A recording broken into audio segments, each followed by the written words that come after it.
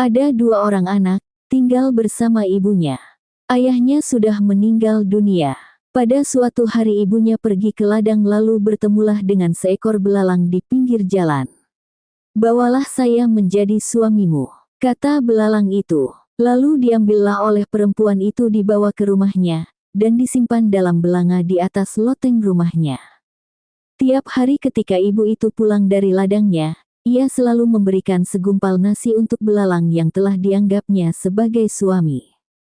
Pada suatu hari ketika ibunya telah pergi ke ladang, adiknya berkata, "Bang, tiap hari saya melihat ibu membawa segumpal nasi ke atas loteng rumah kita." Lalu naiklah abangnya ke atas loteng, ingin mengetahui tujuan ibunya setiap hari membawa segumpal nasi ke atas loteng, saat ia kembali dari ladang. Sesampai di loteng abangnya berseru, "Wah, rupanya ada seekor belalang besar." Lalu adiknya berkata, "Tolong abang ambilkan sebelah pahanya, biar kita panggang, karena terasa enak." Lalu paha yang sebelah lagi diambil dan dipanggang pula. Akhirnya dipangganglah belalang itu semuanya dan mereka makan bersama-sama. Setelah hari menjelang sore, pulanglah ibunya dari ladang. Seperti biasanya ibunya mengambil segumpal nasi, kemudian dia naik ke atas loteng rumahnya. Alangkah kagetnya ketika dilihatnya. Belalang itu tidak ada lagi. Turunlah ia dari atas loteng itu lalu diambilnya sepotong kain hitam dan sepotong kain putih. Disuruhnyalah anak yang tertua untuk mencuci kain itu, ia mengatakan, "Cucilah kain hitam hingga menjadi putih dan sebaliknya kain putih ini menjadi kain hitam." Sementara anaknya yang bernama Bungong Pekan sedang mencuci di sumur, ia mempersiapkan nasi bungkus untuk anak-anaknya. Anaknya si Bungong Pekan sambil mencuci kain, bernyanyi, "Aduh ibu, kain hitam takkan menjadi putih, kain putih takkan menjadi hitam." Nyanyian itu didengar pula oleh ibunya, sehingga ibunya menyahut, "Kau cuci terus sampai bersih." Padahal ibunya sudah berniat untuk lari meninggalkan mereka. Kemudian setelah ia selesai membungkus nasi sebanyak 3 bungkus, lalu ia menetekkan anaknya yang kecil. Tanpa memikirkan apa-apa lagi ia meninggalkan anaknya karena belalang kesayangannya telah mereka makan. Sambil menangis adiknya yang kecil berseru, "Bang, ibu sudah lari meninggalkan kita, cepat-cepat." Abangnya naik ke rumah. Ia mengambil nasi 3 bungkus, telur sebutir, lalu digenggamkannya di tangan adiknya. Sambil menggendong adiknya, kemudian ia lari cepat-cepat mengejar ibunya. Sambil berlari ia memanggil ibunya, "Ibu, ibu tunggulah kami, tunggulah kami." Bungong Pekan ingin makan, Bungong Melur ingin menyusu. Setelah berkali-kali ia memanggil ibunya lalu ibunya berhenti dan istirahat di bawah pohon langsat. Setelah makan nasi dan menyusukan anaknya yang kecil lalu ia berkata kepada Bungong Pekan, "Kau panjatlah batang langsat itu. Ibu sangat menginginkan buahnya." Perintah ibunya diturutinya, tetapi setelah ia berada di atas pohon langsat itu, ibunya menggunakan kesempatan itu untuk lari. Melihat ibunya telah lari lagi lalu adiknya Bungong Melur menangis sambil berteriak, "Abang, ibu sudah lari meninggalkan kita lagi." Turunlah abangnya cepat-cepat dari pohon langsat lalu menggendong adiknya, dan berlarilah ia mengejar ibunya, sambil memanggil-manggil, "Ibu, ibu. Tunggulah kami. Bungong Pekan ingin makan, Bungong Melur ingin menyusu." "Mari nak mari," jawab ibunya sambil berlari. Tidak seberapa lama antaranya sampailah pada suatu tempat yang bernama Batu Belah, batu bertungkup. Sampai di sana ia berseru, "Hai batu belah batu bertangkup, sabar dulu aku belum sampai." Ketika sampai ke mulut batu belah batu bertangkup itu melompatlah ia masuk ke dalam batu tersebut. Ketika itu anaknya pun tiba ke situ, lalu dicakarnya untuk merangkul ibunya, tetapi hanya berpegang rambutnya saja, sehingga tercabutlah 7 helai rambut ibunya. Kedua anaknya melompat-lompat di atas batu belah tersebut, namun batu itu telah tertutup dan tidak mau terbelah lagi. Abangnya mengeluh, "Bagaimanakah nasib kita wahai adikku? Ibu telah masuk ke dalam batu ini, sedang pintunya sudah tertutup, dan ibu tidak mau membukanya." Setelah itu ia berseru kepada adiknya, "Adik, duduklah engkau di sini, biarlah abang memanjat pohon yang tinggi itu untuk melihat di mana ada rumah di sekitar ini. Telur ayam yang digenggam adiknya kini telah menetas menjadi seekor ayam jantan. Dari atas pohon kayu itu ia melihat ada sebuah rumah monyet. Lalu berangkatlah mereka menuju rumah monyet itu. Monyet-monyet pun sedang tiada di rumah, lalu diambilnya nasi yang disimpan di dapur monyet itu, lalu diberikannya kepada adiknya. Sesudah itu mereka menyingkir dari rumah monyet itu menuju ke tempat lain. Pada sore harinya pulanglah monyet-monyet ke rumahnya, ketika dilihatnya nasinya tidak ada lagi lalu dia mengeluh, sambil berkata, Allah, nasi kita telah habis dimakan anak hutan. Besok kita lihat apakah dia datang lagi ke sini. Keesokan harinya monyet-monyet itu pergi lagi ke ladang, maka bungong pekan dan bungong melur datang lagi ke tempat monyet itu. Setelah mereka memakan nasi di rumah itu mereka bersembunyi di semak-semak belukar, tidak jauh dari rumah tersebut. Setelah monyet-monyet itu pulang dari ladangnya dilihatnya nasinya sudah dihabiskan lagi. Lalu monyet-monyet itu berkata, biar besok kita racuni anak hutan itu sampai mati. Kemudian dimasukkannya racun ke dalam nasi. Nasi yang beracun tersebut diletakkannya di atas dapur, sedangkan nasi yang tidak beracun disimpannya di bawah dapur. Lalu berangkatlah monyet-monyet itu ke ladang seperti biasa. Rupanya kedua anak itu telah mendengar dan mengetahui rencana jahat dari monyet itu, sehingga ketika mereka memasuki rumah itu lalu mereka makan nasi yang disimpan di bawah dapur, sedang nasi yang di atas dapur mereka simpan baik-baik ke bawah dapur. Kira-kira sudah waktu luhur pulanglah monyet-monyet itu dari ladangnya. Ketika dilihatnya, wah, nasi yang beracun sudah dimakannya oleh anak hutan itu, sebentar lagi mereka akan mati. Kemudian diingatkan oleh seekor monyet yang sedang hamil di bawah rumah itu, katanya, hati-hati, nasi yang beracun sudah diletakkan ke bawah dapur sedangkan yang tidak beracun sudah dimakan anak hutan. Namun peringatan itu tidak dihiraukan, karena tidak percaya. Kemudian dimakanlah nasi yang terletak di atas dapur. Pisang-pisang yang banyak bergantungan pun mereka makan pula. Sesudah itu jatuhlah monyet-monyet itu ke tanah lalu matilah semuanya. Tadi kan sudah kukatakan, tapi kalian tidak percaya, kata monyet hamil itu. Kemudian keluarlah dan datanglah bungong pekan dan adiknya dari semak belukar ke rumah monyet itu dan dikejarlah monyet hamil itu. Melihat dirinya akan dibunuh oleh si bungong pekan dan adiknya lalu ia berseru, jangan bunuh aku. Rumah itu dan lumbung padi beserta kuncinya ambillah untuk daulat tuanku.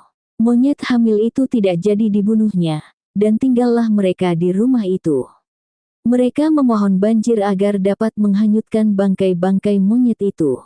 Maka datanglah banjir sehingga dapat dihanyutkan semua bangkai-bangkai monyet yang telah mati termakan racun. Setelah bungong pekan menempati rumah itu pekerjaannya sehari-hari pergi menyabung ayam, sedangkan adiknya tinggal di rumah sendirian. Dia menasehatkan kepada adiknya, kalau bukan abang yang mengetok pintu, jangan kau bukakan, katanya. Sebagai kodenya ketika abangnya pulang, ia selalu mengucapkan kata-kata yang bersyair. Adik, oh, adik bukakanlah pintu, abang telah pulang dik, cari mencari. Asal saja abangnya mengucapkan kata-kata bersyair itu, dengan segera adiknya membukakan pintu. Pada suatu hari diintiplah oleh seseorang yang bernama Pak Ni. Ketika abangnya pergi menyabung, datanglah Pak Ni lalu menirukan seperti syair abangnya.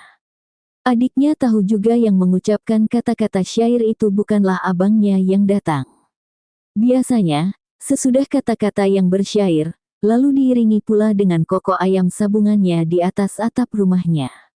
Pak Ni itu juga menirukan bunyi kokok ayam dengan jalan memukul-mukul karung sekam, puk, puk, puk, tapi tidak berhasil juga. Akhirnya marahlah Pak Ni itu, lalu ditendangnya pintu menerobos ke dalamnya. Bungong melur gadis yang cantik jelita itu bersembunyi di belakang pintu kamarnya.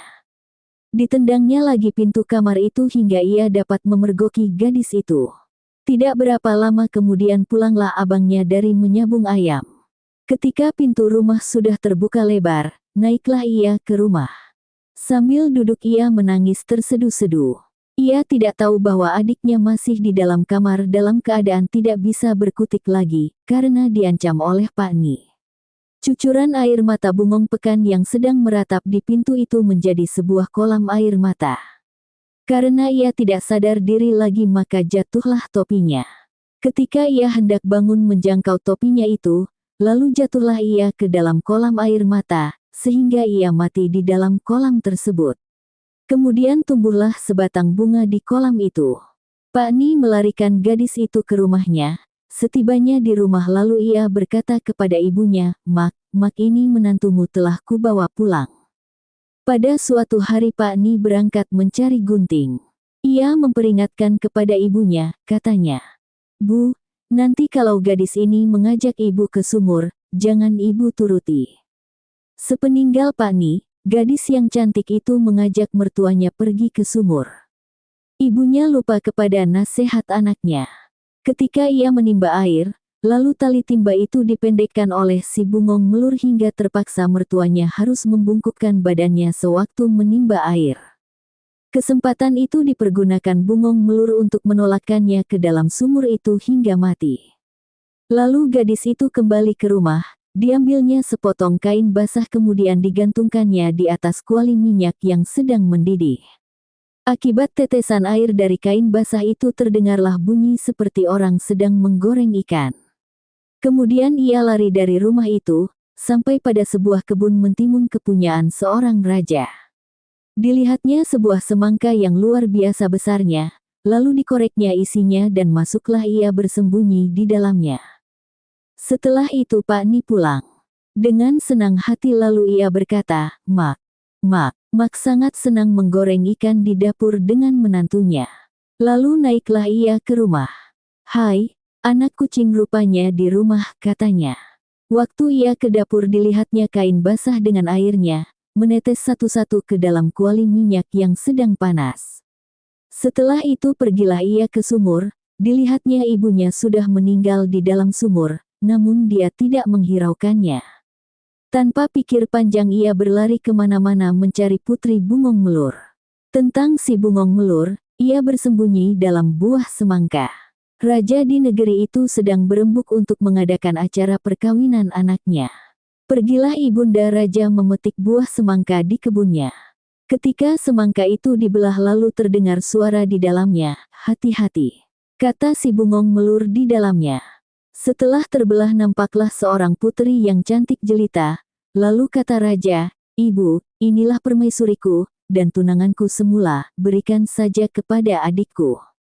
Kemudian kawinlah raja dengan putri dari dalam semangka itu. Pada malam hari duduk bersanding, datanglah Pak Ni ke rumah raja. Ketika Pak Ni melihat Bungong Melur bersanding maka dengan serta-merta dia berkata, seolah-olah putri itu adalah istriku. Lalu orang di sampingnya bertanya, apa yang kau katakan Pak Ni? Tidak apa-apa, jawabnya. Malam besoknya ketika raja tidur bersama permaisurinya, diangkatlah tempat tidur tilam bersama raja dan permaisurinya oleh Pak Ni, dibawanya malam itu juga ke tengah sawah. Raja dan permaisuri belum sadar ketika itu. Pak Ni tidur juga di samping permaisuri raja. Pada pagi harinya akibat panas sinar matahari, bangunlah raja dari tidurnya. Alangkah murkanya raja ketika itu, lalu dibentaknya tilam tempat tidurnya sehingga Pak Ni tersebut tersungkur ke tanah. Kemudian raja bersama permaisurinya kembali ke rumah, sedangkan Pak Ni dengan hati kesal pergi ke bawah sebatang pohon kayu besar yang buahnya menyerupai pedang, lalu dipanjatnya pohon itu. Hatinya bertambah kesal. Kalau saya melompat dari pohon ini, kaki saya patah, sebaliknya apabila saya tidak melompat saya jadi payah, katanya. Lalu melompatlah ia dari pohon kayu itu, hingga patah kakinya. Kemudian sambil merangkak ia menuju ke tepi sungai untuk merendamkan kakinya ke dalam air.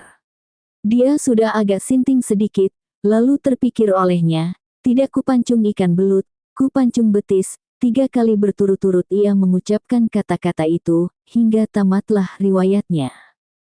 Pada suatu hari, Putri Bungong Melur sedang duduk di rumah lalu bercucuranlah air matanya, karena terkenang kepada abangnya Bungong Pekan. "Kenapa engkau menangis?" tanya raja. "Aku terkenang kepada abangku," katanya. "Apa pula yang dirisaukan? Nanti sama-sama kita berkunjung ke makamnya," kata raja.